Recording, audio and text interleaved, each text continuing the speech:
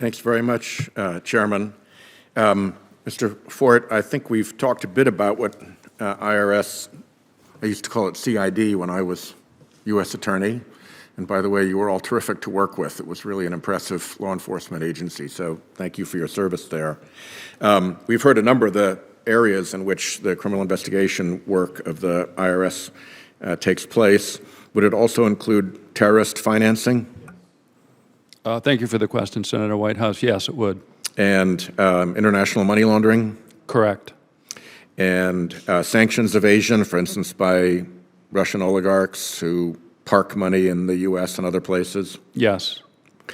Thank you. Dr. Sarian, I think you are familiar with the 501c programs of the tax code? I am. What's the status of 501c enforcement right now at the IRS? Well, Senator Whitehouse, I think this is an incredibly important area, and it's one, like much of what we've talked about, like partnership, like global high net worth, where as the IRS has had resource constraints, they just haven't been able to invest in this work.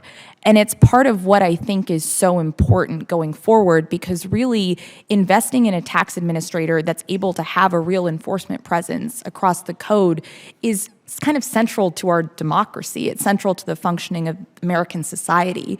Right now, we live in a world with a two-tiered tax system where the vast majority of your constituents are doing exactly what the IRS requests of them.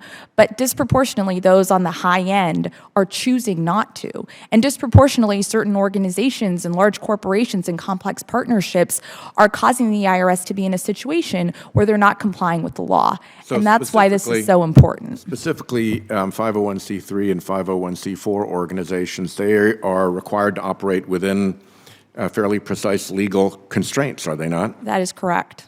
But there doesn't seem to be much enforcement happening to keep them within those bounds set by Congress. Is that also correct? And this is an area where I know you've discussed this with Commissioner Werfel as well. This is an area where, and the analogy he used, I think, with you was the IRS needs to have refs on the field in order for the rules to be followed and the game to be played. Yeah. And I think this is an area where there is a considerable role for both Congress and the IRS to play in making sure that we invest in the importance of enforcement and following the rules.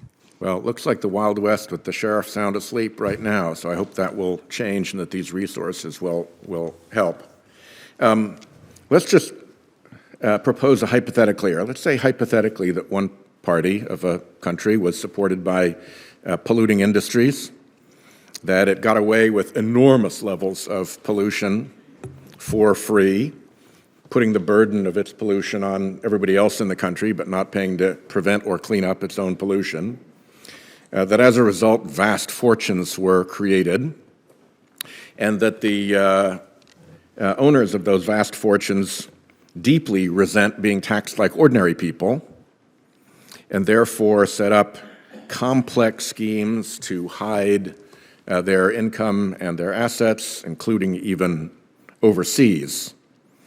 If you were in that hypothetical as one of those individuals, would defunding the tax police be a logical strategy as a part of that operation?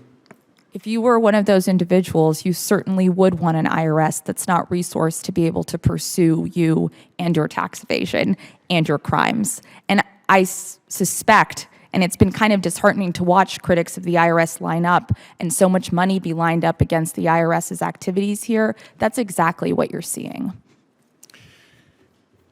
Couldn't agree more. I yield back my time.